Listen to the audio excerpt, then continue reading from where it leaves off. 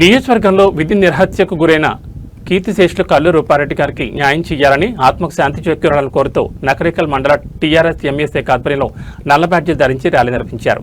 ఈ సందర్భంగా పలువురు ఉపాధ్యాయులు we stand united for justice, staff vigilance against teachers, justice for Rupa Reddy అనే నినాదాలతో కూడిన ప్లకార్డులను ప్రదర్శించారు. అనంతరం రూపారెడ్డి చిత్రపటానికి పూలమాలలు వేసి నివాళులర్పించి దోషులను కఠినంగా శిక్షించాలని డిమాండ్ చేశారు.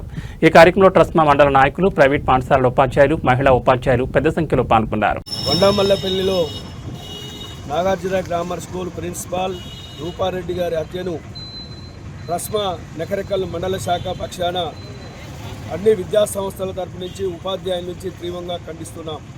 ఈరోజు రాష్ట్ర పిలుపు మేరకు తెలంగాణ రాష్ట్రంలో అన్ని జిల్లాల్లో కూడా KG to PG విద్యా సంస్థల బంద్ నిర్వహించడం అనేది జరుగుతుంది. ఈ మధ్యకాలంలో ఇటువంటి సంఘటన విద్యార్థులే గురువుని, ఉపాధ్యాయురాలని చంపడం అనేది ఇదొక ఈ మధ్యకాలంలో చూడటువంటి పరిస్థితి.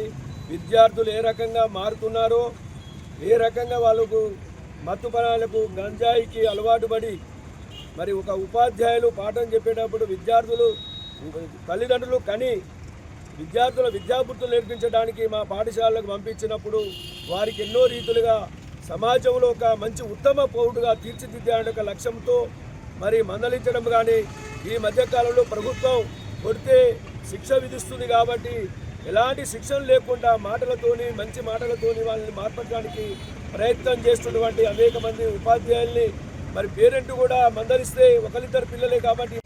కొండమల్లపల్లిలో జరిగినటువంటి దారుణం ప్రపంచాన్ని మొత్తాన్ని కూడా ఇస్తూ పోయేలా చేసింది. మరి ఇలాంటి భవిష్యత్తులో జరిగితే మరి ప్రపంచము ఎడిపోతుంది, ఈ విద్యా వ్యవస్థ ఎడిపోతుంది అనేది ప్రశ్నార్థకంగా మారుతుంది.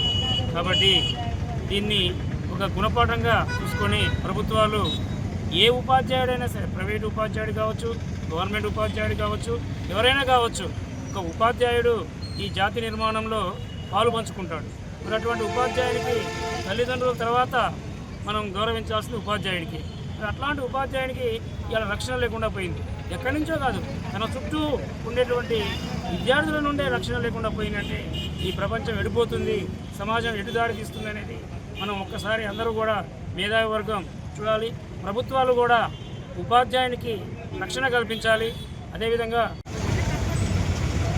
ప్రోగ్రామ్ అధ్యక్షుడు శంభంగాడి గారు, అలాగే ఈ కార్యక్రమంలో పాల్గొన్నటువంటి ఉపాధ్యాయులు అందరికీ ముందుగా నమస్కారం. నిజంగా విధేయమైన సంఘటన రూపారెడ్డి గారి మరణం అనేది ఎవరు కూడా సహించినటువంటి సంఘటన. ఈ సంఘటన రాష్ట్రం మొత్తం నలుమూలలో, రాష్ట్రంలో ఉన్నటువంటి 32 జిల్లాల్లో ప్రతి జిల్లా నుంచి కూడా దీని మీద భారీ ఎత్తున స్పందన జరిగి ప్రతి స్కూల్ కూడా బంద్ చేయడం జరిగింది. అలాంటి సందర్భంలో నకరికల్ గ్రామంలో కూడా మా ఉపాధ్యాయులు భారీ ఎత్తున ఇలాంటి సంఘటనలు భవిష్యత్తు జరగకూడదని భారీ ఎత్తున కృషి చేసి ఇవాళ పబ్లిక్ రిజిస్టర్ చేయడం జరిగింది. అంతేకాకుండా నిజంగా చెప్పాలంటే ఒకప్పుడు విద్యా సంస్థలు వేరుండే, విద్యార్థులు వేరుండే, తల్లిదండ్రులు వేరుండే. సమాజం మారిపోయింది, విద్యార్థులు మారిపోయినారు, జనం మారిపోయినారు. ఏం జరుగుతుందో ఏమైతే ఎవరికి అర్థం కాని పరిస్థితి ఇప్పుడు సమాజం ఉన్నది. అంతేకాకుండా కూడా ఇంతకుముందు శంభంగాడు మాట్లాడినారు ఏమని, మేము మీ అమ్మాయిలు మంచి చదువుతారు అన్నందుకే పేరెంట్స్ వచ్చి మనం తిరుగుతున్న సంగతి వచ్చింది. కాబట్టి ఇలాంటి పరిస్థితుల్లో కూడా ఉపాధ్యాయులు ధైర్యం చేసే పరిస్థితి. ఒకప్పుడు మేము పెత్తనం తీసుకొని విపరీతమైన కొట్టుడు కొట్టేది. అలాంటి సంఘటనలు లేకపోవడం వల్ల ఇవాళ విద్యావ్యవస్థ కుంటుపడిపోతుంది. కాబట్టి దయచేసి తల్లిదండ్రుల విషయం గమనించాలి. ముఖ్యంగా ఈ బాధ్యత తల్లిదండ్రులు తీసుకోవాల్సిన అవసరం ఉంది.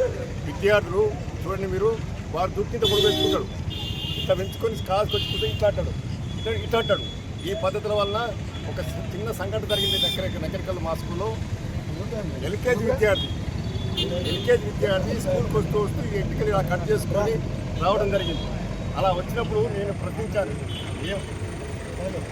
ఏమయ్యా ఇలానా పద్ధతి అంటే, అలా కట్ చేసుకుంటే స్కూల్కి వస్తాడు, అలా కట్ చేసుకుంటే స్కూల్కి వస్తాను ఉద్దేశంతో ఆ పేరెంట్ చెప్పడం జరిగింది. కాబట్టి అంటే చిన్నప్పటికెళ్ళి అనుకరణ, పెద్దవాళ్ళు ఏ పద్ధతి రైతులు చిన్నవాళ్ళు అలంకరణ చేస్తారు. కాబట్టి ఖచ్చితంగా ప్రతి స్కూల్లో ఇవాళ గవర్నమెంట్ నిర్ణయం తీసుకునేవని వెంటకలు ఇంతే ఉండాలని, బహుశా మీకు వాట్సాప్ వచ్చిందో రాదో, వెంటకలు ఇంతే ఉండాలని చెప్పి గవర్నమెంట్ నిర్ణయం తీసుకుంటే ఆ నిర్ణయం ప్రకారమే ప్రతి విద్యార్థి ఇంటికి అలానే ఉండాలి. అలా ఉన్నప్పుడు మాత్రమే విద్యార్థి